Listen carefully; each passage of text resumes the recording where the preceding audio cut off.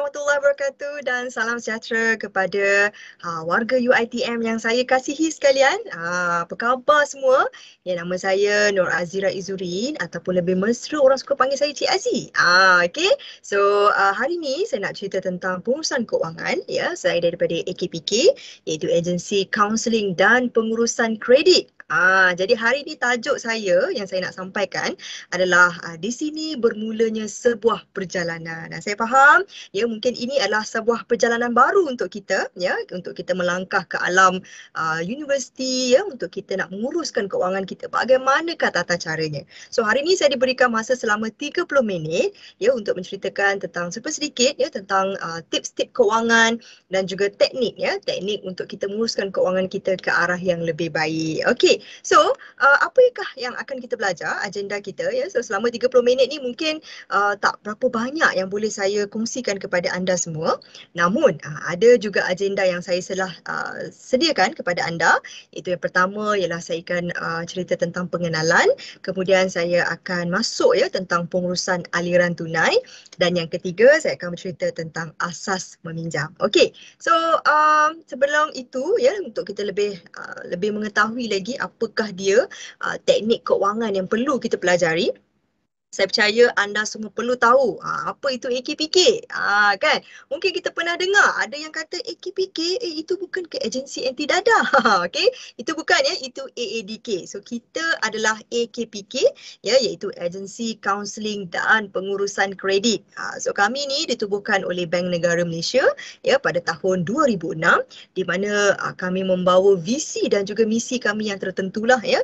Bukan sahaja kita untuk memperkasa isi rumah tetapi juga kepada perusahaan kecil dan juga sederhana. Jadi kami ingin memastikan anda orang kata tu kukuh dari segi keuangan dan juga akhirnya dapat menyumbang dalam pencapaian matlamat sosioekonomi negara. Itu adalah visi besar kami lah ya, sejarah penubuhan kami.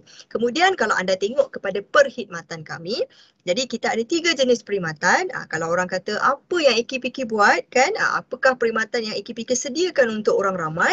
Jadi kita ada 3 jenis ya, di mana yang pertama nama pun agensi kaunseling, maka perkhidmatan kami yang pertama adalah kita memberi nasihat keuangan. Itu yang penting ya, di mana nasihat keuangan ni kadang-kadang ada orang dia perlu menceritakan masalah keuangan mereka. Jadi dengan siapa yang mereka nak bercerita ya, jadi carilah ya institusi yang sah seperti AKPK ya untuk anda menyalurkan ya segala permasalahan anda berkaitan dengan keuangan. Okey, kemudian apa yang kita lakukan ya semasa sesi nasihat keuangan, kita akan menganalisa ya situasi keuangan anda dan kita nak tengok apa sebenarnya ya penyakit ya ataupun orang kata tu mungkin ada simptom-simptom ya penyakit wang yang kita hadapi.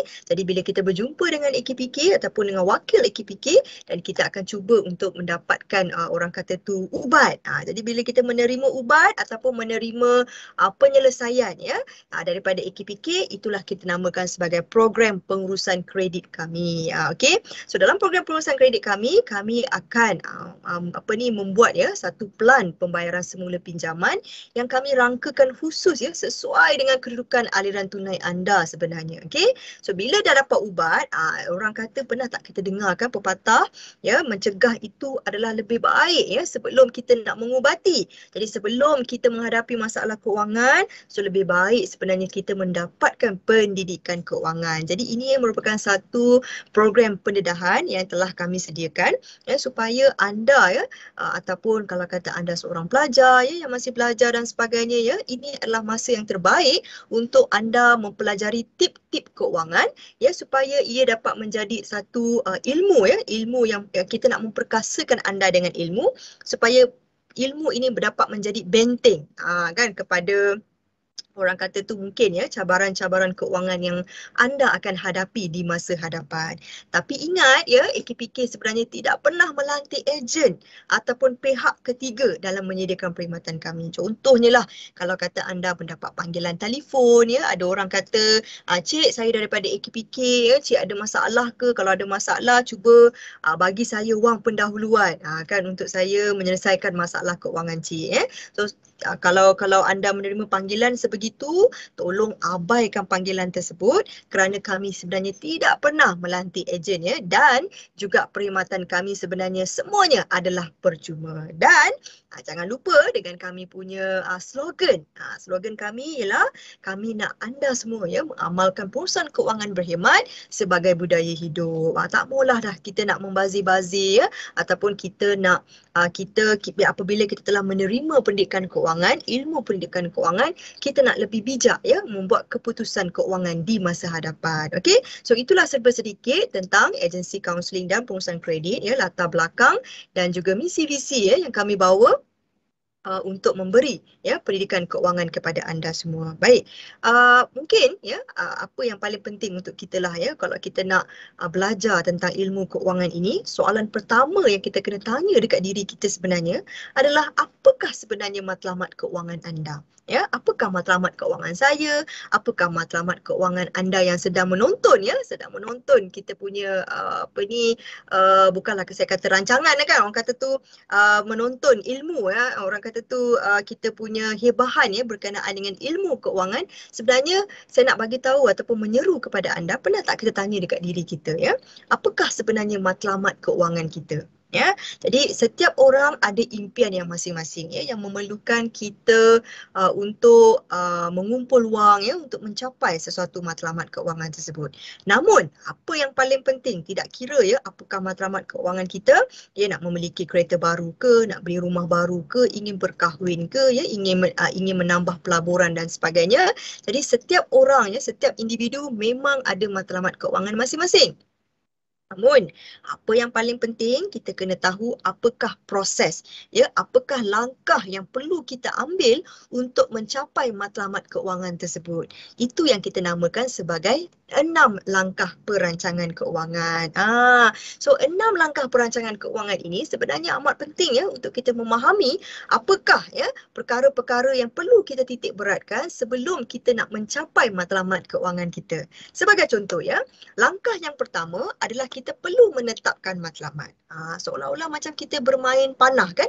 Kita memanah sesuatu, kalau kita tidak ada arah ataupun kita tidak ada tujuan, kat mana kita nak memanah kan? Jadi kita tidak dapat ya menyasarkan ataupun kita tidak boleh fokus kepada matlamat yang kita inginkan. Jadi step yang pertama ataupun langkah yang pertama, anda perlu ada matlamat keuangan. Itu yang pertama ya. So bila kita dah ada matlamat keuangan, kita dah mula mengumpulkan maklumat. Ini adalah langkah yang kedua.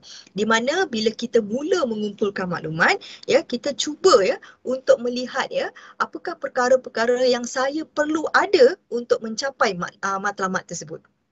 Okey, sebagai contoh katakanlah ya kita nak beli kereta baru. Sebagai contoh ya kita nak beli kereta baru kan.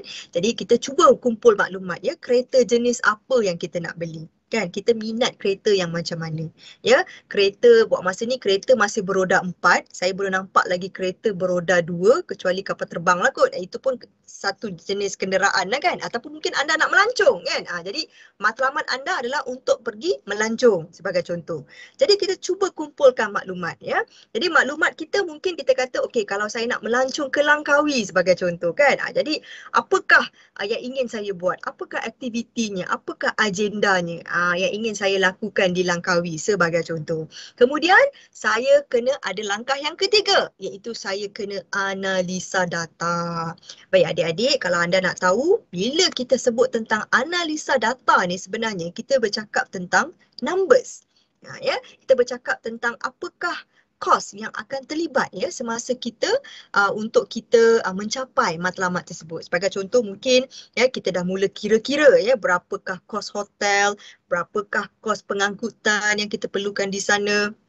Kalau katakan kita perlu masuk ke tempat-tempat yang memerlukan ya yuran kemasukan sebagai contoh ya. Jadi berapakah yang dikenakan kepada kita ya. Jadi itu antara kos-kos yang anda perlu titik beratkan ya semasa kita dalam usaha untuk merancang ya perancangan kita ni lah, okey. Dan keempat, kita mula membangunkan pelan. Sebagai contoh, kita dah analisa data tadi. Bermakna saya perlukan sebagai contoh lah ya, saya perlukan RM1,000 untuk mendapat satu percutian yang best. Yang best tu maknanya satu percutian yang nak kata mewah pun tak mewah sangat, tetapi kita dapat banyak benda. Kan banyak pengalaman yang kita dapat dengan kos ya, dengan kos percutian sebanyak itulah ya, dengan harga yang telah kita buat kira-kira tadilah ya. Jadi kita mulalah membangunkan plan. Apa maksud membangunkan plan? Ya, kita mula faham di mana kita perlu mengumpul wang sebulan ya. Sebulan mungkin saya perlukan RM50 untuk kumpul wang kan. Jadi mungkin anda boleh kira-kira ya, maknanya RM50 sebulan mungkin dalam tempoh setahun, ataupun mungkin dalam tempoh, kalau kata dalam tempoh yang terdekat 6 bulan sebagai contoh, mungkin anda kan simpanan anda. Sebagai contohnya lah ya, selepas kita tolaklah semua perbelanjaan bulanan yang perlu kita lakukan. Okey, bila dah kita membangunkan plan, kalau kita dah tahu dah kita sebagai contoh ya, jadi kita perlu laksanakan rancangan tersebut. Sebagai contohnya, Cik Aziz, kalau kata saya perlu kumpul RM50, bermakna saya kena kurangkan untuk saya makan di luar. Maknanya kalau dulu saya mungkin hari-hari saya terpaksa belanja RM15 ataupun RM20 sehari untuk makan saja. Sebagai contoh kan. Jadi untuk membolehkan saya menyimpan RM50, mungkin daripada jumlah RM20 sehari saya kurangkan kepada RM15. Maknanya saya akan lebih banyak masak di rumah, sebagainya, sebagai contoh begitulah kan. Jadi kita dah tahu dah, sebab kita ada matlamat yang jelas kan apa yang kita nak. Jadi kita akan lebih bersemangat untuk kita mengumpul wang ya. Sebab kalau kita tidak melaksanakan rancangan ya, bagaimana kita nak mengkaji dan juga memantau bahawa ya perancangan kita itu sebenarnya adalah perancangan yang terbaik ya, yang sesuatu yang kita boleh laksanakan. Jadi sangat penting apabila kita membuat langkah perancangan keuangan, kita harus ingat bahawa perancangan keuangan itu haruslah realistik dan juga mestilah fleksibel. Ada orang kadang-kadang ya terpaksa ikat perut semata-mata nak ikut ya dia punya perancangan keuangan. Jadi mungkin kita boleh jadi fleksibel ya. Mungkin bulan ini tak mampu untuk kita kumpul sebanyak RM50. Jadi nanti bulan depan mungkin kita kena top up baliklah simpanan yang mungkin kita patut buat tetapi kita tak buat. Okay, jadi itu adalah 6 langkah perancangan keuangan di mana saya rasa kalau adik-adik untuk mencapai matlamat keuangan, maka penting untuk kita ikuti 6 langkah perancangan keuangan ini. Okey? Dan seterusnya, ini yang saya nak cerita tentang aliran kan. Jadi aliran tunai ni sebenarnya adalah satu komponen yang sangat penting dalam kehidupan kita ya. Kerana tanpa kita sedar, mungkin duit allowance kita yang masuk ya, duit pinjaman ya, ataupun duit beasiswa yang kita terima, kadang-kadang kita tak tahu kat mana dia pergi. Macam mana saya nak menjejaki aliran tunai saya ya. Jadi sangat penting untuk kita faham di mana saya rasa ramai daripada kita faham ya, aliran tunai ni dia ada dua. Satu masuk, satu lagi kita panggil dia keluar. Yang masuk kita panggil pendapatan, yang keluar kita panggil sebagai perbelanjaan. Yang masuk ni adik-adik, kita ada dua jenis ya, sama ada pendapatan aktif dan juga pendapatan pasif. Bermakna yang masuk itu aktif tu bermakna apabila saya melakukan sesuatu pekerjaan, maka saya akan dapat wang. Contohnya mungkin saya bekerja ya, saya mungkin perlu membawa Grab contohnya ya, ataupun ada pekerjaan-pekerjaan lain yang perlu saya lakukan untuk saya dapat wang. Itu sebenarnya contoh pendapatan aktif. Kalau pasif pula adalah satu jenis pendapatan di mana kalau kata kita tak perlu buat apa-apa tapi duit kita masuk.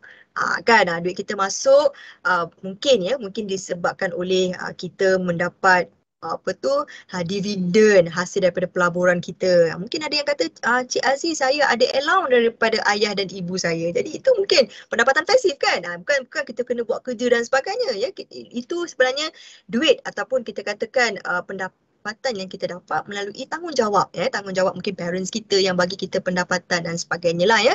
Ataupun mungkin adalah ya, anda orang kata tu ada talent ya.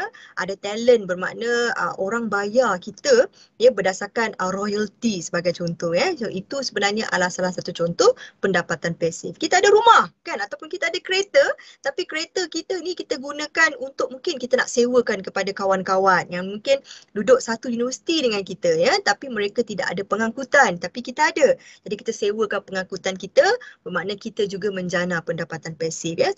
tanpa kita perlu buat kerja, tetapi kita mendapat pulangan ataupun kita mendapat pendapatan. Jadi itu sebenarnya adalah contoh pendapatan pasif. Kemudian kita ada 3 jenis perbelanjaan. Perbelanjaan yang dimaksudkan ada 3 ya. Satu kita panggil perbelanjaan tetap. Untuk pengetahuan anda, perbelanjaan tetap adalah satu perbelanjaan yang kalau kata setiap bulan ya kita perlu bayar dalam jumlah yang tetap pada masa yang sama. Jika kita tidak bayar, kita akan ada tindakan undang-undang yang dikenakan terhadap kita. So itu sebenarnya adalah contoh perbelanjaan tetap. Sebagai contoh adalah komitmen bulanan ya yang perlu kita bayar. Seperti contoh kalau kata mungkin sekarang ni anda belum ada lagi ya komitmen bulanan ya seperti kena bayar kereta, kena bayar rumah ya, mungkin ada yang di antara anda sewa rumah ya. Jadi itu adalah komitmen bulanan yang perlu kita bayar ya dengan jumlah yang tetap sebenarnya. Dan perbelanjaan berubah-ubah adalah satu perbelanjaan yang mungkin bulan ini dia tinggi, bulan depan dia rendah, mungkin bulan satu lagi dia lebih rendah ya ataupun dia lebih tinggi dan sebagainya. Dia mungkin boleh turun, boleh naik ya bergantung kepada bagaimana tahap kita berbelanja. Dan selalunya perbelanjaan berubah-ubah ini dia berkaitan dengan keperluan kita lah ya seperti contoh ya barangan isi rumah ya ataupun makanan kita ya, utilities kita yang perlu kita bayar balik setiap bulan, maka itu sebenarnya adalah komitmen berubah-ubah, perbelanjaan berubah-ubah. So apakah perbezaan tetap dan berubah-ubah? Ya, kalau tetap ni kita kalau bayar sebulan 500, bulan depan pun kena bayar 500. Jadi dari segi jumlahnya dia adalah tetap dan juga kalau kita tak bayar kita akan ada kenakan tindakan dan sebagai contohnya lah ya. Kemudian yang ketiga, yang ini kebanyakannya lah kita generasi muda ni kita suka ya buat perbelanjaan budi bicara. Apakah dia? Iaitu satu jenis ataupun satu bentuk perbelanjaan di mana kalau kata saya tidak belanja ya untuk perbelanjaan budi bicara ini, saya masih lagi boleh survive. Contohnya lah ya, sebagai contoh ya kebanyakannya ya perbelanjaan budi bicara adalah berlandaskan hobi kita semata-mata. Sebagai contoh, mungkin ada yang suka pergi memancing, ada yang suka pergi menonton wayang, ada yang suka orang kata tu pergi window shopping kan. Kita suka beli barangan yang kita rasa nak beli. Kan contohnya kalau orang perempuan lah, biasanya dia akan pergi beli barangan-barangan kosmetik. Pantang orang jual barang kosmetik yang best kan. Yang orang kata apa, perfect cover. Wah kan. Saya tahu tau. Dia kata foundation perfect cover. Jadi kita pun beli kan. Sebab apa? Sebab kita teringin nak pakai barang tersebut kan. Jadi kebanyakannya perbelanjaan budi bicara ini adalah satu yang kita katakan sebagai kemahuan kita ya. Bukanlah satu keperluan ya. Bermakna niat untuk membeli barangan ya ataupun perbelanjaan budi bicara ini boleh ditangguh sebagai contohlah Okey, jadi itulah dia komponen aliran tunai yang perlu kita tahu sebenarnya dan di mana kalau kita nak tahu ya tentang aliran tunai ini dia perlulah dicatat. Sebab kita sebagai seorang manusia lumrah kita ni memang cepat lupa. Kan? Bila kita cepat lupa, maknanya ya segala perbelanjaan kita yang pertama sekali ya kena ingat tentang formula ini. Sorry lah saya kena cakap laju sebab kita ada masa 30 minit ya untuk cerita tentang tip keuangan kepada anda semua. Ya, jadi ingat apa yang perlu kita lakukan bila kita dapat pendapatan, senaraikan semua pendapatan dan yang paling penting ya sebelum kita nak belanja, kita mestilah simpan dulu. Kalau tengok kat sini berapa simpan dulu, kita kena simpan sekurang-kurangnya minimum ya 10% simpanan. Itu yang perlu kita lakukan. Dan selepas kita dah ada pendapatan, kita dah tolak simpanan kita, bakinya itu barulah kita belanjakan. Kan kat mana kita nak belanja? Pertama sekali kenalah letak ya ataupun allocate ya perbelanjaan kita ini untuk perbelanjaan tetap. Ya, sebagai contoh kalau ada pinjaman, kalau kita kata ada bayar sewa rumah setiap bulan dan sebagainya, jadi itu kita kena letak sebagai perbelanjaan tetap. Setelah kita tolak perbelanjaan tetap, so lepas itu barulah kita buat perbelanjaan berubah-ubah ya, seperti contoh isi rumah kita, utility kita ya, kalau siapa yang ada kereta nak kena bayar petrol ya, nak kena bayar bil elektrik dan sebagainya lah. Jadi itu sebenarnya adalah perbelanjaan berubah-ubah. Jadi kalau kita tengok kat sini ya, contoh aliran tunai ini dia tidak ada nyatakan perbelanjaan budi bicara. Namun sebagai kita orang muda ni, terutamanya kalau kata anda sebagai seorang pelajar ya, sebab apa? Sebab kita tak ada komitmen tetap lagi kan, kita belum lagi nak kena bayar utility dan sebagainya ya. Mungkin ada yang tak ada kereta, dia tidak perlu bayar petrol dan sebagainya, maka kebanyakan duit kita ni kita salurkan dekat mana? perbelanjaan budi bicara. Kat situlah yang kita kena hati-hati ya.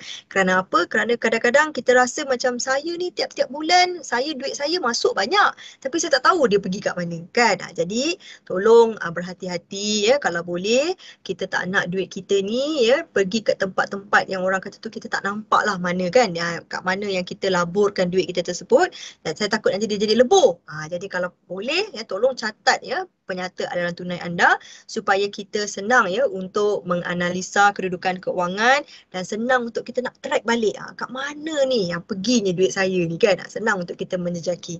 Dan kena ingat juga duit kita ini ya, kita punya pendapatan ini ya, bila kita buat bajet ini kita buat sebelum kita belanja. So selepas kita belanja, itulah yang kita katakan sebagai sebenar-benarnya. Berapa sebenarnya saya belanja kan? Sebab sebagai contoh, kita mungkin kata saya nak simpan RM50. Tapi bila berlaku hal yang sebenar, saya hanya menyimpan sebanyak RM10 saja. Jadi mana pergi RM40 itu kan? Jadi penyata aliran tunai adalah satu alat yang sangat baik sebenarnya untuk kita mengenal pasti pergi mana duit kita yang sepatutnya kita simpan itu. Jadi dia lebih mengajar kita untuk menjadi lebih berdisiplin. Sebab apa? Sebab kita kena ingat kita nak kena capai matlamat keuangan yang kita dah set masa mula-mula tu tadi.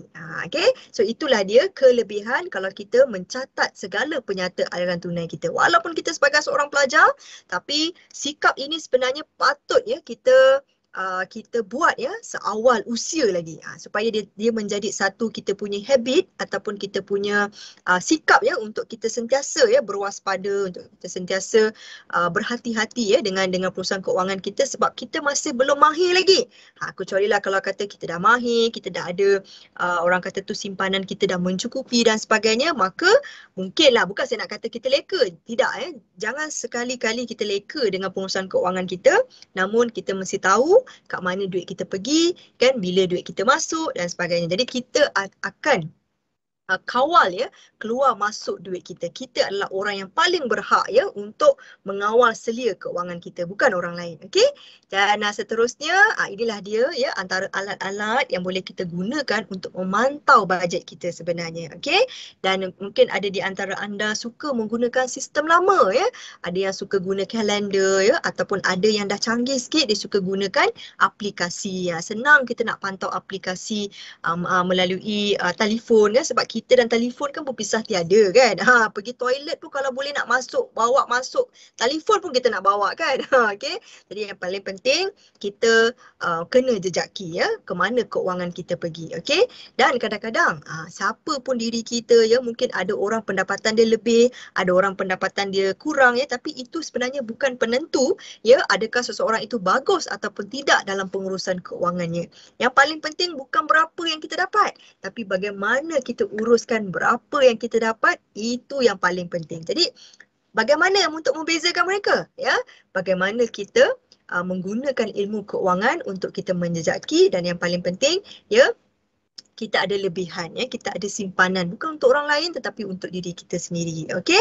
Dan tip menabung ya, kalau boleh ingat ya, kita kena simpan sebelum berbelanja ya. Kalau kata anda semua kalau kata kita jenis yang suka menyimpan ya, tak perlu banyak ya, kalau kata RM1 sehari sudah mencukupi ya.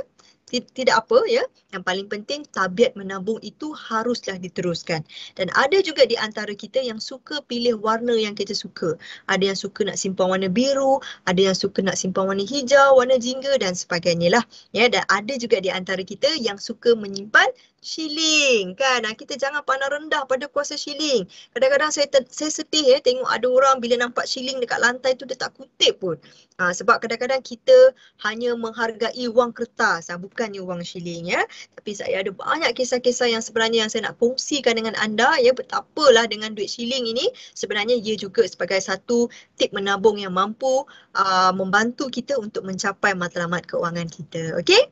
Dan yang ini asas meminjam mungkin sedikit saya boleh bagi pengenalan kepada adik-adik ya. So kalau kita nak membuat pinjaman, tak kisahlah ya, pinjaman ini apa yang paling penting kita kena tengok apakah tujuan kita membuat pinjaman ya. Mungkin sekarang ini adik-adik tak perlu membuat pinjaman lagi. Tetapi sebagai contoh, ada di antara kita yang dah mula meminjam ya, tapi atas tujuan yang produktif. Seperti apa? Seperti kita membuat pinjaman untuk pendidikan.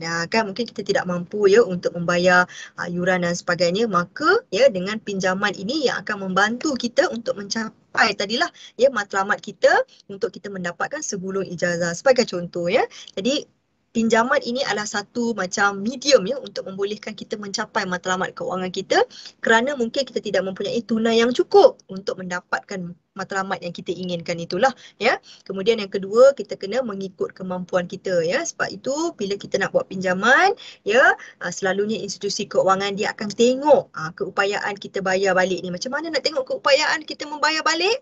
Jadi selalunya dia akan melihat kepada gaji kita. Kalau kita mungkin tak cukup, kita perlukan guarantor ataupun kita panggil sebagai penjamin ya. Dan yang ketiga, apakah yang dilihat adalah sejarah kredit. Sejarah kredit ni biasanya ya kita akan lihat ya, ataupun kita akan pantau melalui kita punya SECRIS report ya. Ini adalah contoh laporan SECRIS lah ya. Jadi kalau kata adik-adik telah buat pinjaman pendidikan sebagai contoh ya PTPTN, bermakna kita punya nama dah ada dalam laporan SECRIS yang dipantau oleh Bank Negara Malaysia ya. So kalau kita tengok kat sini ya, dia ada beberapa item lah ya yang kita boleh lihat sebagai contoh keupayaan kita membayar setiap bulan ya. Kalau kata dia tulis kat situ kosong, bermakna kita ni tidak ada tidak pernah membuat tunggakan. Kalau ada nombor 1, bermakna kita ada 1 bulan yang tertunggak. Kalau kata 5, maknanya ada 5 bulan yang tertunggak, dan begitulah prosesnya ya. Dan di mana bila berapa tarikhnya kita membuat pinjaman, berapa baki pinjaman yang masih ada dan sebagainya. Sebab itu sebenarnya adik-adik kita tidak boleh lari. Tidak boleh lari daripada komitmen inilah ya, sebab kita memang akan ada rekod ya, yang kita katakan kalau kita membuat dengan kalau kata kita membuat pinjaman dengan institusi keuangan berlesen di bawah Bank Negara ataupun di bawah kawal selir Bank Negara Malaysia, so kita akan ada laporan SECRIS. Dan kena ingat, setiap pinjaman yang kita buat ya, setiap pinjaman yang kita buat mestilah ya kita kena ikut kepada peraturannya, iaitu nisbah hutang kepada pendapatan mestilah tidak boleh melebihi daripada 40%. Apa jadi kalau lebih 40%? Mulalah nanti kita ada simptom-simptom seperti sakit tekak kan, selsema, batuk dan sebagainya, sebelum kita ada penyakit yang kita panggilkan penyakit keuangan. Mulalah kita dah ada orang kata tu ya, kita dah rasa macam tak ada mood, dah tak dapat ketenangan minda dan sebagainya sebab kita dibelenggu hutang. Jadi sebelum kita sampai ke tahap itu, maka adik-adik kena ingat ya formulanya, di mana kita perlu menjaga ya nisbah hutang kepada pendapatan kita tidaklah boleh melebihi 40%. Kat situ dah ada dah kan, apakah kadar-kadarnya ya, kedudukannya baik ke, bahaya ke ya, kurang baik dan sebagainya. Jadi kita harus kalau boleh kita pastikan diri kita dapat mengikutilah ya nisbah hutang kepada pendapatan ini. Okey, dan sebelum saya nak tutup kita punya sesi pada hari ini, saya nak cerita tentang formula 4A. Apakah dia 4A? Kita kena ingat, yang pertama, kita kena akui kalau kata kita ada masalah ke dan sebagainya. Perkara pertama, kita mesti akui. Okey?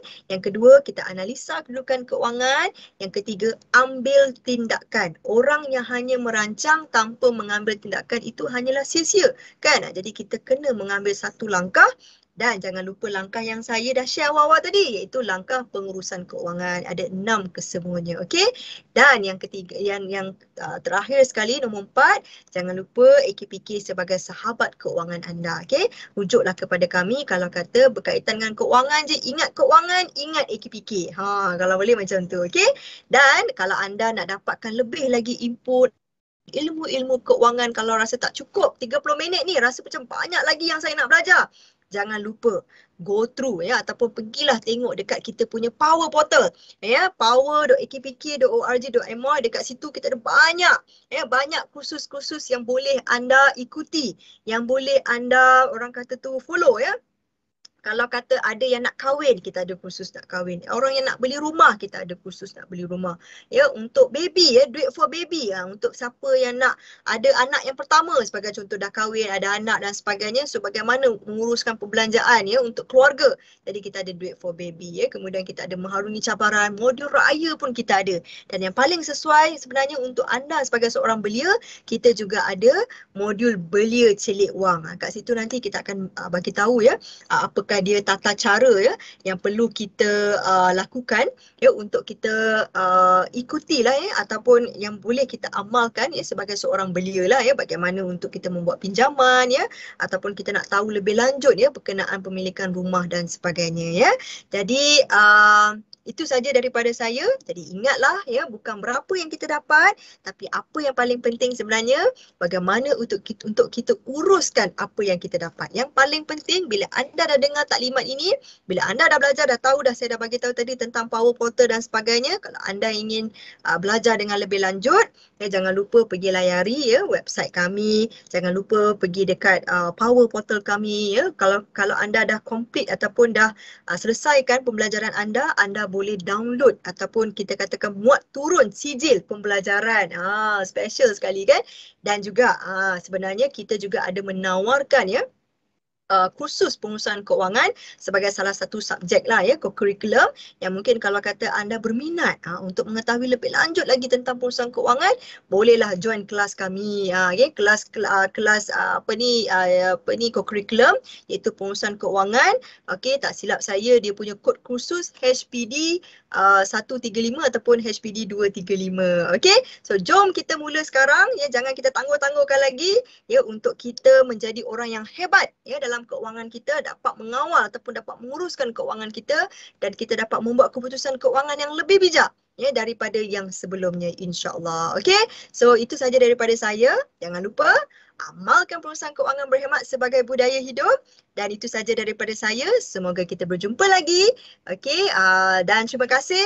Kalau ada salah kata, salah silap, maafkan saya kerana saya hanyalah insan biasa memiliki cinta yang luar biasa kepada anda semua, khususnya warga UiTM yang saya kasihi sekalian. Alright, so terima kasih daripada saya. Assalamualaikum warahmatullahi wabarakatuh.